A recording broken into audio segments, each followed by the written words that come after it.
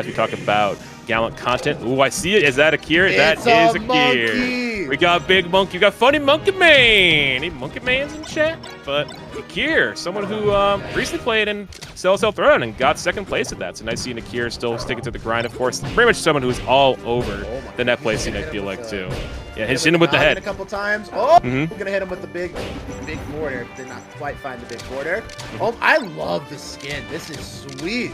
Yeah. The anime melee plus like the fall autumn vibes. Got the beautiful red leaves, and that's a down air into forward air. Monkey Man with 69% on the board, but Akir is one of those players where you get grabbed or you get stray hit, and yeah, sometimes this will start happening. Yeah. The big scary punch. Big scary punch. Not quite. Could have got it. Almost, but it's okay. It's okay. He's going for it. He's going for it. Here we go again on his own. That gets the clap. Akir. Look at the punch. And also, no percent take. It's still at 69%. Looking like a huge buff right now. Has not taken a hit. Okay, never mind. Commentator's curse. Hate to see it.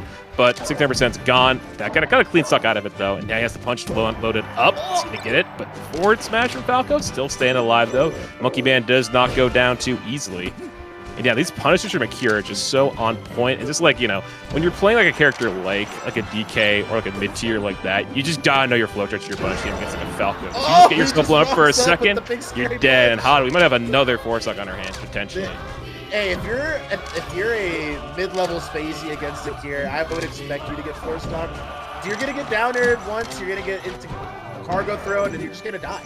That's just how it's gonna be. Akir's just too sick with it, and to put it into perspective, I believe it was at Assault Mine, but I have seen Akir take Hungry Box to Game 5 with Falco. Actually, it might have been the last GMO, now that I think about it. I think so, because I know Akir was at the last one, too. Yeah. Okay, Flash confirmed that it was. Yeah, so the last GMO that I commentated, Akir took Hungry Box to Game 5 with the monkey. So yeah, it's not just that the monkey is good at comboing spaces, which he definitely is.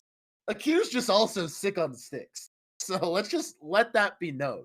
You can't debate stock for the monkey. Like, you know, you see, there's like, because you see, like, DKs are such a rare breed. It's like, you know, I think of Akir and Ringler as like the two people.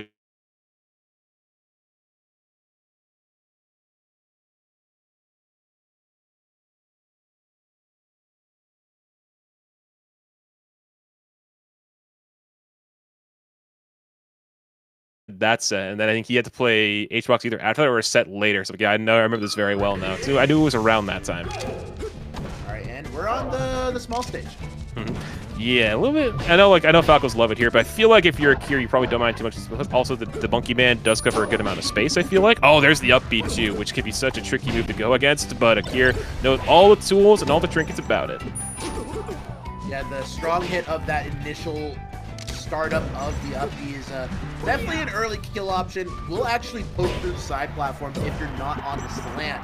That's something to be very cognizant of, especially if you're a facing off against DK on Yoshi. So sometimes you'll side B, you're like, oh, let me just side B to flash, be a little safe. So you're just gonna get, you know, back fisted by the up B and just die. Yeah, exactly. Plus, I think the up B, I think is it frame 2? Is it invincible? It's something like that. I know it's like invincible for I think frame 1 or 2. So it's just a really good tool to have. Yeah, add a shield is a really good get off me. But all right, first stock on the board here. Not looking too bad if you're a fan of Mr. Falco. Yeah, Lombardi gonna have to find his way against the Kong right now. And Akir used to kind of retreat back. Like, so if it doesn't really work, you kind of have like this sound like fade. Okay, I'm gonna retreat. Gonna let you come back on the stage afterwards. Kind of let myself breathe for a bit. So yeah, it's kind of a good retreating tool.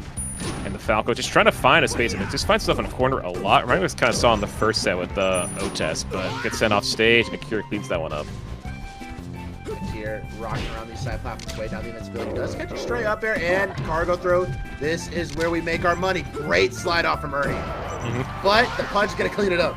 Yeah, just so we see like that little glimmer of hope. Akir's like, nope, I'm gonna use this big punch, gonna reset you back to square one. Oh, they get an attack from ledge, setting the Falco back down. Ernie with the air dash getting called out for it too, and that's just like a good amount of percent because now Falco's in a way he needs to get knocked down so easily, and that can just lead to like a huge opening for Akir. He can get a punish.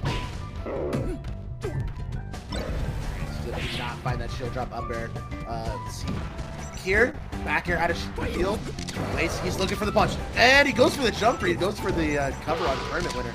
And a laser into back air. Gonna go ahead and clean that up. Ernie fans are rising up. 2 stocks on. Goes for the sweet spot on that up B, but Does have an option select to go ahead and grab ledge as well. So really cool utilization from Akir. Akir working on finding his way into a 2-0, but Ernie's not going down without a fight. Yeah, Ernie making him work for it a little bit. I'm kind of seeing Ernie just get more comfortable. I'm seeing a lot more downer usage too, which is kind of good because I feel like it's kind of a go-to move against the character like DK. Oh, uses Randall, but no, gets called out of a back air, and Akir, just when we thought Ernie was like, collecting themselves, starting to get some hits there, and then keeps it together, doesn't let the lead go away, and Akir comfortably moving on with this one too. Another quick set, but as you said, rapid fire starter bracket, no best of fives until top 32, I think. So just gonna keep running through it. But the DK out here, not someone you want to underestimate at all, because I'm thinking of people like I said, him and Ringler. I got the two I always just see and pushing that character. Yeah, it's great to see some DK representation, and big ups to Ernie for making it a lot more competitive on that game too. And like we were saying earlier, it's so important to take those notes, even if you're going to get blown out by a top player, to see what you're doing well and then be able to expand on that and then see what you're getting exploited for and try to mitigate those moving forward. So I think he definitely had a really good adaptation, taking away a lot of that space from game 1 to game number 2 to kind of maximize the potential for getting those early stocks taken. And so I think there's a lot of great data for Ernie to take moving into his next couple sets moving forward. But I don't see him running into too many more high-level DKs. But I'm hoping that with those notes that he got there, he's not going to fall to anyone, maybe other than Akir or, like you're saying, Ringler. Yeah, but Ringler would not be in this. He'd be in the West Coast bracket if anything. So you just have to worry about another Blue Monkey in that case coming up out of nowhere and rising up. But no, looking good, looking comfortable. Yeah, but Ernie made it work basically. And get those key takeaways. Like, okay, I'm thinking about I got this opening because I did like pressure with down air and he got caught because he did a bad move, or like I waited for Duppy to come out. Then I moved in. Yada yada yada. Make it work in the flow charts because like I said, it reminds me of a lot of how people are so good at P+ stuff too. Where they just understand their flow charts on spaces and stuff like that. People are just like, okay, I know how to combo this character. I just want to know, like, what do they know? Like, once I grab them, what's their defense or what's their way out of this? And if they just don't really have that, it just leads to like that very like combo reel or combo video type thing where they just combo the space across the stage and then, well, big funny punch or big back air and then they die. Yeah, I love combos that end in big funny punch. But I think we're getting ready. We're trying to get started up with our next set coming to you live.